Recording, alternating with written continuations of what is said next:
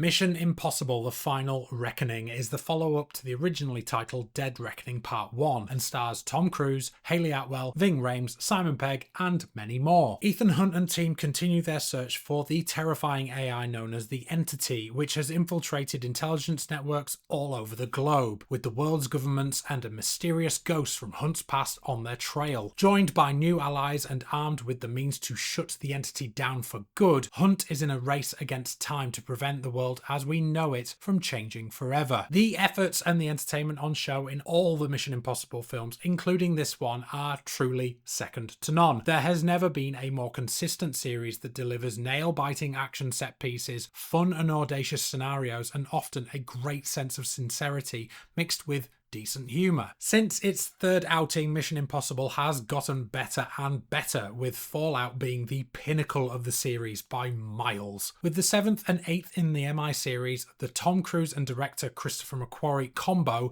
that's been delivering since the 5th outing decided to do a two-parter. The first, Dead Reckoning, was long and heavy on exposition, but it redeemed itself with jaw-dropping action, stellar performances, and the promise of something greater to come. But does Part 2, The Final Reckoning, deliver? First up, the good stuff.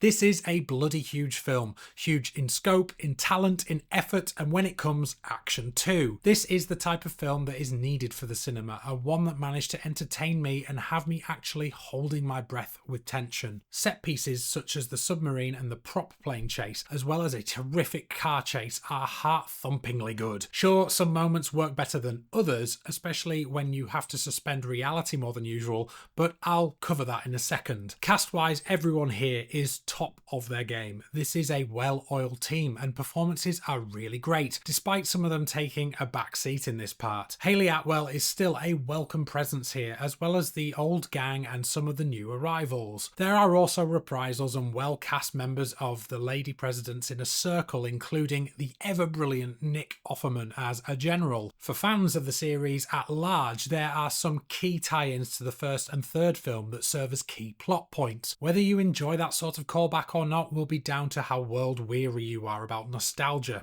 I guess. It made me groan a bit, as I don't think the story necessitated even further clunkiness, but I bet many would enjoy this. So, the negatives. I remember the first thing I thought when the credits rolled on Dead Reckoning Part 1 in 2023, and in my review I said, my hope is that the second part is a bit lighter on the information because we're now fully informed and it just hits the ground running and just gets on with it. Well, if you were like me, then I'm sorry to say this isn't what you're getting. The first act of Final Reckoning is going to apply some extremely hard brakes to the momentum that was built up in the first outing. Sure, the filmmakers want to set up the Entity further and raise the stakes higher, as in the first film the Entity was but a looming threat, but Final Reckoning seeks not only to make a world-ending deal of the Entity, but also to retcon in some of the MI films that have preceded it. The result is a first act of heavy and long exposition and retreading so much old ground, both recapping the last outing and the films that have come before, including the first outing in 1996. I get recapping the older films to jog memories and have scenes that make sense to the uninitiated. However, anyone watching Dead Reckoning and then this side by side is going to get a severe case of whiplash. I rewatched Dead Reckoning the night before seeing this and I'd forgotten quite how often it dumped exposition on you throughout. So when I got a mountain of in-depth reminders about what was going on in the second one,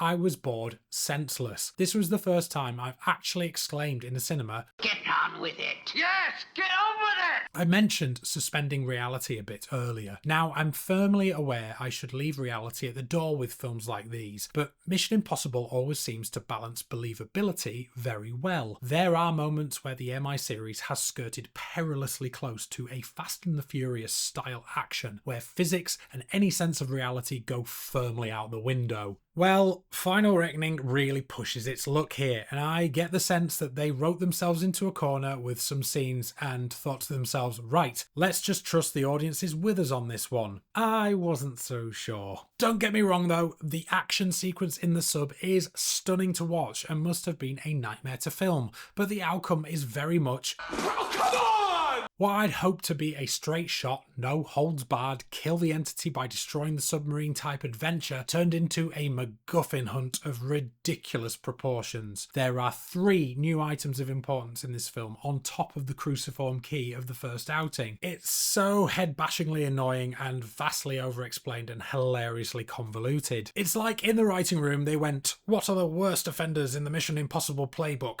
You know, the ones for making this franchise feel more clever than it is. MacGuffins and convolutions? Great, let's multiply that by 4.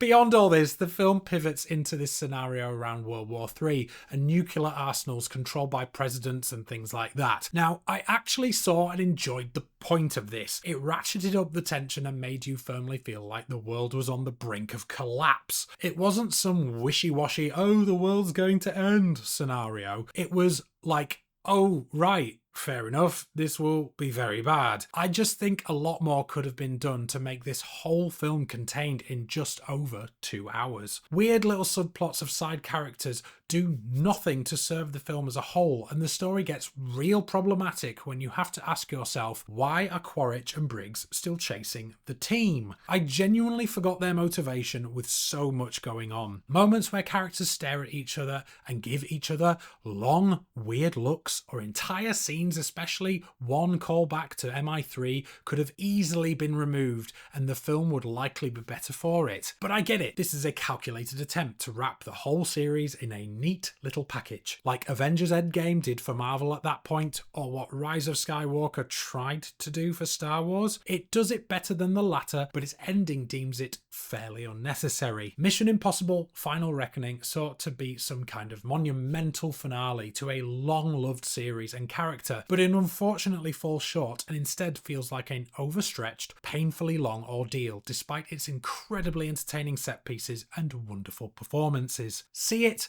but feel free to pop to the loo in the first hour so you don't miss the stuff that actually matters later on. And that's it for Mission Impossible The Final Reckoning. Thank you for watching. If you enjoyed this video, please like and subscribe and say hello in the comments, or try this video next. And I'll see you on the next one. And I promise I won't take so long. I've had a bit of a time out from doing movie reviews. It's just I haven't been to the cinema recently. Seeing Mission Impossible kind of made me go, I need to do more reviews. News from me, I have a baby on the way and I feel like that might fall by the wayside, this whole kind of movie reviewing thing, but I want to keep it up. So for the next 3 months I might be here, I might clock off, and then you might not see me ever again, but I'm hoping to continue with this because I do enjoy it so much. And I thank you all for watching, and if you've watched this little bit at the end, thank you for staying with me, and I'll hopefully see you on the next one. Bye.